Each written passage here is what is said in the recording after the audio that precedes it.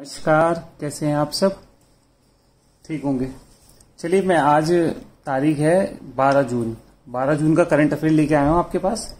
आइए शुरू करते हैं 12 जून का करंट अफेयर।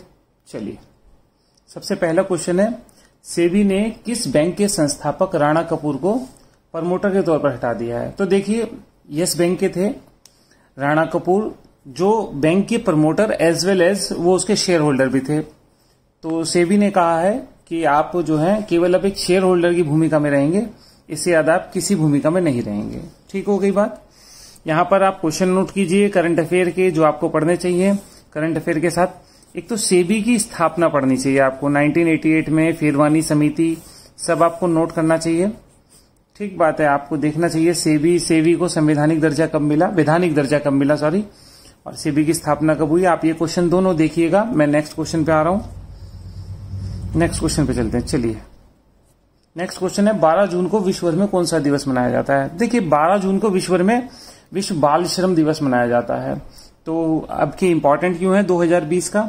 देखिए, कोविड-19 की वजह से क्या हुआ है, बाल श्रम बढ़ने की संभावना है, इसलिए 2020 की थीम क्या है? कोविड-19 महामारी के दौरान बाल श्रम से बच्चों को बचाना, यही 12 जून की थीम है। चलिए, नेक्स्ट क्वेश्चन पे आ रहा हूं मैं। कह रहा 90 वर्षीय हमाको मोरी जापानीज है, जापान की महिला है, जिन्होंने 3-4 घंटे वीडियो गेम खेलकर ओल्डेस्ट गेमिंग यूट्यूबर पर गिनीज बुक में अपना नाम रिकॉर्ड कराया। तो देखिए, मार्क कर लीजिएगा, ऑप्शन 3 जापान की है ये महिला। नेक्स्ट क्वेश्चन पे चल रहा हूं। नेक्स्ट क्वेश्चन है, केंद्र सरकार ने BS6, आप जानते हैं BS का मतलब होता है भारत स्टैंडर्ड 6 वाहनों के लिए एक नया निर्देश जारी किया। बिल्कुल ठीक बात है। क्या है नया निर्देश?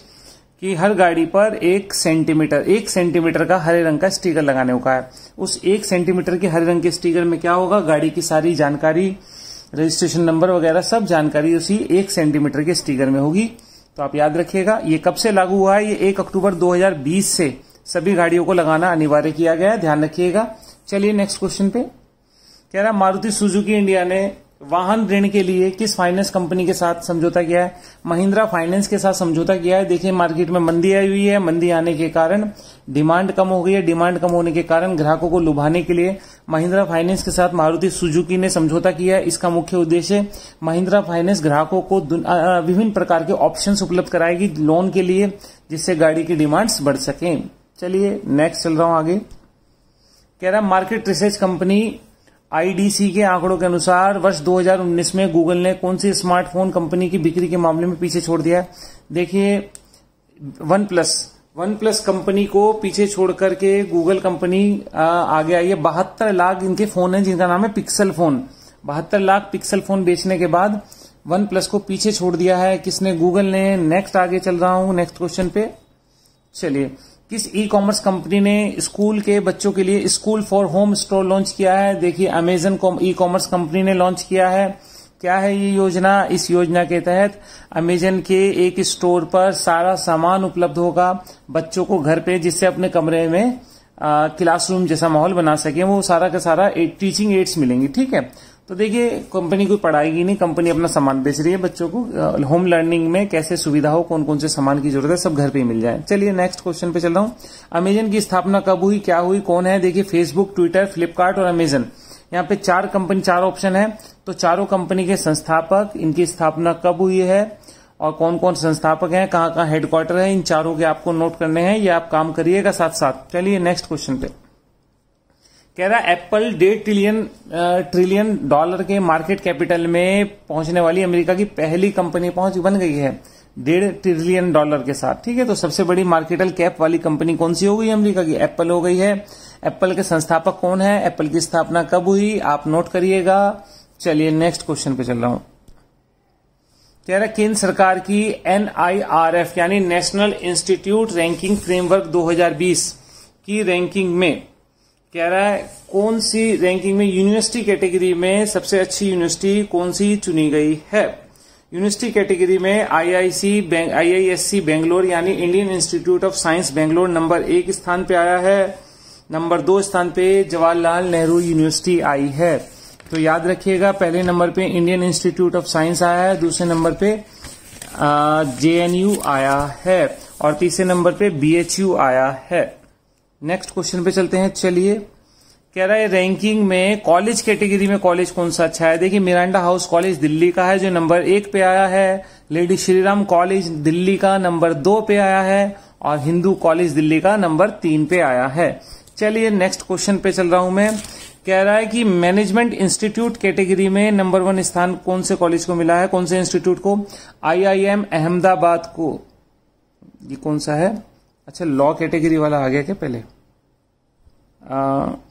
रैंकिंग में कॉलेज कैटेगरी में हो गया। अच्छा, चलिए, लॉ कैटेगरी वाला क्वेश्चन पहले आ गया है तो मैं लॉ कैटेगरी वाले क्वेश्चन को पहले आ रहा हूं। कह रहा है कि लॉ कैटेगरी में कौन सा कॉलेज है। National law school of India university Bengaluru पहले स्थान पे आया है। ठीक बात है। उसके बाद नेक्स्ट क्वेश्चन पे चल रहा हूं।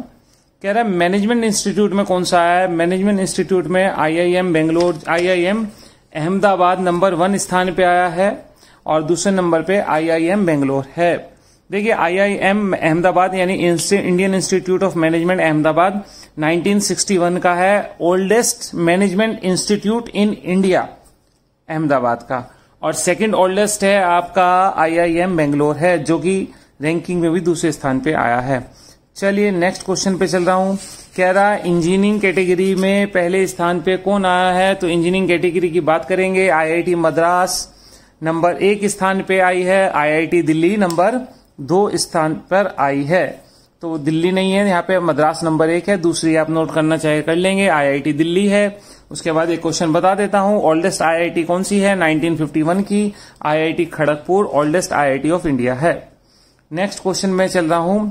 ओवरऑल कैटेगरी में अगर बात करें तो ओवरऑल कैटेगरी में कौन से कॉलेज का स्थान आया है।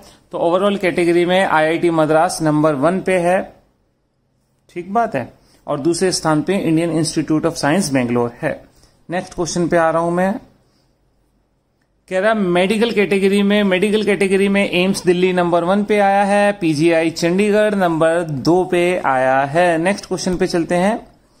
कह रहा कोविड-19 के चलते दुनिया के कितने करोड़ लोगों के गरीबी के नीचे जाने के संभावना व्यक्त की गई है। 4.9 करोड़ लोगों के गरीबी के नीचे जाने की संयुक्त राष्ट्र ने संभावना व्यक्त की है। ठीक बात है। संयुक्त राष्ट्र के महासचिव कौन है। एंटोनियो गुतरेस हैं। संयुक्त राष्ट्र का आप कब स्थापना हुई। ठीक बात है। कितने मेंबर हैं यूएनओ के महासभा में कितने मेंबर हैं और सुरक्षा परिषद में कितने मेंबर हैं, परमानेंट मेंबर कौन कौन है, ये आप क्वेश्चंस को देख लीजिएगा। चलिए नेक्स्ट क्वेश्चन पे चल रहा हूं। कह रहा भारत 11 जून को कौन से स्थान पे पहुंच गया है कोविड-19 की वजह से। चलिए चौथे स्थान पे पहुंच गया है। इस क्वेश्चन को ज्यादा चर्चा नहीं करनी, कोरोना के मामले में कह रहा है ये, ईश्वर करे हम इसमें पीछे ही रहें। चलिए आगे चल रहा हूं। कह रहा G17 का विस्तार करने के लिए किसने यह कहकर नकार दिया कि चीन के बिना हर मंच अधूरा है। देखिए ये रूस ने कहा है, मैं आपको बताता हूं। G7 में 4 देशों को मेंबरशिप देने के लिए जिनकी लंबित है, जिसमें भारत भी है, ब्राजील भी है, तो प्रस्तावित थी। तो अमेरिका ने एक सम्मेलन बुलाया जिसमें चीन को नहीं बुलाया। तो रूस ने एक बात कही, रूस ने कहा कि ये सम्मेलन किसी G7 की मेंबर बढ़ाने के लिए नहीं, अपितु ऐसा लग रहा है कि चीन को बाहर रखने के लिए किया जा रहा है। और रूस ने ये बात कही है कि चीन के बिना हर मंच अधूरा है। नेक्स्ट क्वेश्चन पे चल रहा हूं। कह रहा भारत सरकार ने किस आयोग की टीम को अपने यहां पर आकर वीजा देने से इनकार कर दिया है।